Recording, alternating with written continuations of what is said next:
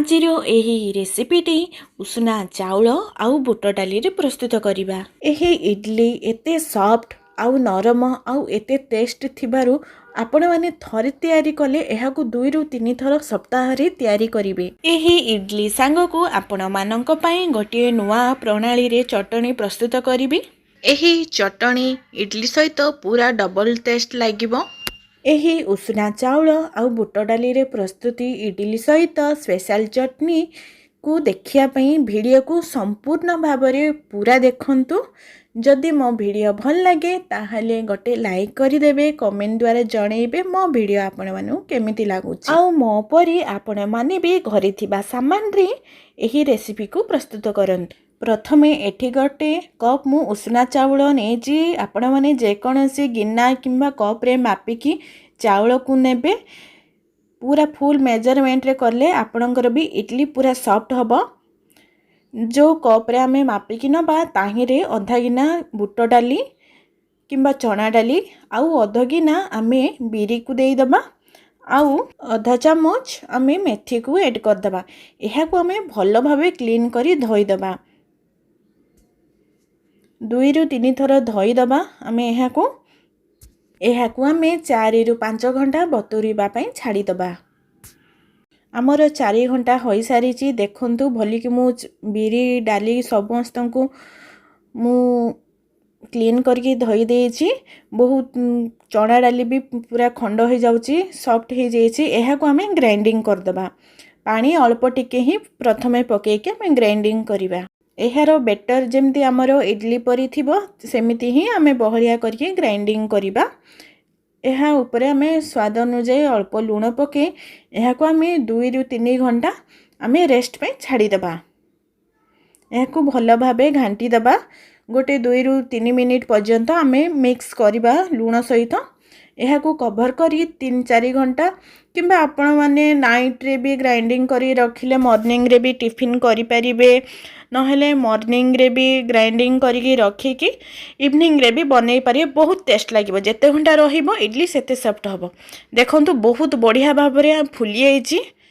एहा को चलंतु एबे आमे इडली प्रस्तुत करी। इडली आउ टिके टेस्ट लागिया पई सेथिरे आमे किछि फुटण को ऐड करिबा। देखंतु गोटे 2 चम्मच तेल नेली, सिठी चना डाली 2 चम्मच पके देली, बिरी डाली 2 चम्मच पके देली, गोटे चम्मच सरिष को पके देली। एहा को आमे टिके स्लाइट पूरा सिम रे ही भाजिबा।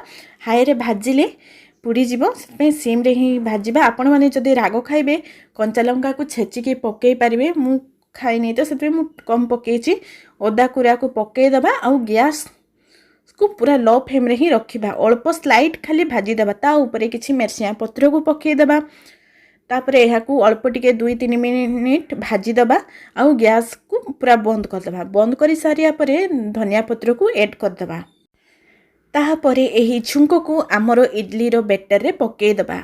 ता द्वारा इडली रो बेटर आउ पूरा सुंदर भी देखा जाए और खाइया भी बहुत टेस्ट लगी थाए। आपण माने थरे एही रेसिपी को ट्राई करंतु, बहुत भल लागिबो। एहा को हमें भल भाबे मिक्स कर देबा। जेमिति हमर बेटर रे छुंको पूरा मिसी जीवो। आहुरी 2 रु 3 मिनिट पूरा मिक्स कर देबा। तापरे हमें इडली छांच नबा, इडली प्रस्तुत करिबा। देखंतु मु इडली छांच नेछि। मु तळे किछि ऑयल की किछि लगै नै, काई ना इठी हमर ऑयल पड़ीची तेणु इडली भी बाहरी पड़िबो आराम से। आपण माने गिन्नारे भी इडली करि परबे। आपण माने जेमती करूचंती घरे से टाइप रो इडली करिवे। आ देखंतु इडली भी छांचरे पके देली पिठो को। हमर इडली सिजिया भितरे आमे चटनी को प्रस्तुत करिबा। प्रथमे एठी गोटे पेन नेली, सेठिरे गोटे चम्मच कि 2 चम्मच तेल को नहीं जा। सेठिरे 2 चम्मच हमरो चना डाली, 2 चम्मच बिरी डाली, 2टा कंचा लंका, किछि अदा को ऐड करी दबा। पूरा लो फ्लेम रे ही गैस रहिबा दरकार, नहेले पुड़ी जीवो। एठी आपण माने गोटा बिरी किंबा फाळो बिरी डाली रो भी यूज करि परिबे। रसुण गोटे कली को पूरा छड़े देइछि आउ 2टी प्याज को नेछि। आपण माने 4-5-6टा टमाटर एतकी करि परिबे। से अनुसार ही सब पकेबे। देखंतु अल्प टिके भाजी होई आसिले ता ऊपर आमे टमाटो को ऐड करदबा अल्प टिके लूण को भी ऐड करबा आउ एहा को भल भाबे मिक्स करदबा ता ऊपर आमे गोटे चम्मच चीनी को भी ऐड करबा कहीं ना खटार टेस्ट बहुत भल लगी थाए काश्मीर रेड चिली पाउडर को ऐड करिचे कारण कलर आसिया पे एटा आपण माने चाहिए स्किप भी करि परिबे जदि राग खाउतले मरीच भी पकेबे यह कलर भल देखा जिया पे मु रेड चिली पाउडर को ऐड करछे एटा ऑप्शनल अल्प टिके घुड़े दबा कहीं ना टमाटो टिके सिझी जिवो देखंतु तार आउ टिके टेस्ट लागिवो तो ता ऊपर आमे किछि धनिया पत्र को ऐड करि दबा आउ 2-3 मिनिट आमे मिक्स करि दबा तापरे गैस को बंद करी एहा को आमे ठंडा हवा पई छाड़ी दबा ठंडा हैला परे एहा को आमे ग्राइंडिंग कर दबा टमाटो पूरा ठंडा होई सारलानी सेथिरे मु किछि तेंतुली को अल्प टिके ही तेंतुली ऐड करिवे काहे ना टमाटर खटा थाए तो अल्प टिके ही तेंतुली पकेबे जदि तेंतुली नाही आपण माने गोटे लेंबू को भी पूरा चटनी हैला परे ऊपरे चिपुड़ी पारिबे फाले लेंबू को देखंतु चटनी हमरो रेडी हे गेला एबे हमें एथिरे छुंक दबा काहे ना छुंक देले तार टेस्ट टिके अधिक आसी थाए अल्प टिके पानी भी आपण माने ऐड करि पारिबे काहे ना चटनी मोटा अछि तो पानी भी अल्प टिके ऐड करिवे छुंक पई गोटे पेन रे मु गोटे चम्मच ऑयल नै अली से गोटे चम्मच सरिष को पके दबा एहा को हमें भल भाबे लो फ्लेम रे ही फुटिया पई छाड़ी दबा फुटी होई आसिले सेथिरा हमें मिरसिंगा पत्र को पके दबा आपण मानक भाषा रे भृसंग पत्र भी कहंती बहुत जगह रे फ्राई कर दबा और बंद करि दबा कहीं ना हमर फुटण हेई गला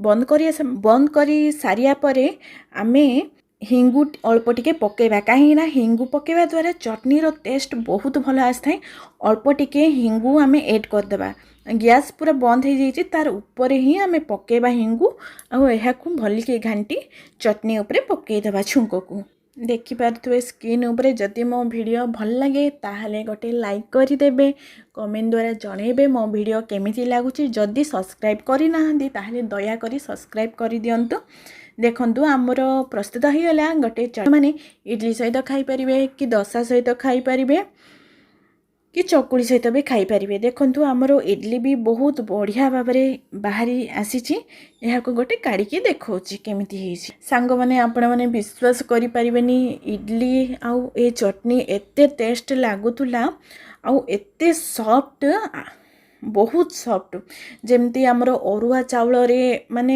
एते सॉफ्ट नथिबो मात्र उष्णा चाउल रे बनेले आपण मान को पूरा टेस्ट भी लागिबो आ देह भी बहुत ओजन भी लागियोनी पूरा हालुका ही लागिबो प्रस्तुत हे गला उष्णा चाउल आ बुट डाली रे एही इडली सहित चटनी आपण माने घरे बनांतु आ फैमिली लोकों को रेसिपी शेयर करंतु देखंतु एटा मु गोटे कंसारे गोटे केक टीन रे मु करी देइथिली एही इडली भी बहुत बढ़िया भाबरे बाहरी छी आपण माने देखि पारुथे पूरा केक पर ही देखा जाउची वीडियो को शेष जाई देखिथिबारु बहुत बहुत धन्यवाद नमस्कार जय जगन्नाथ।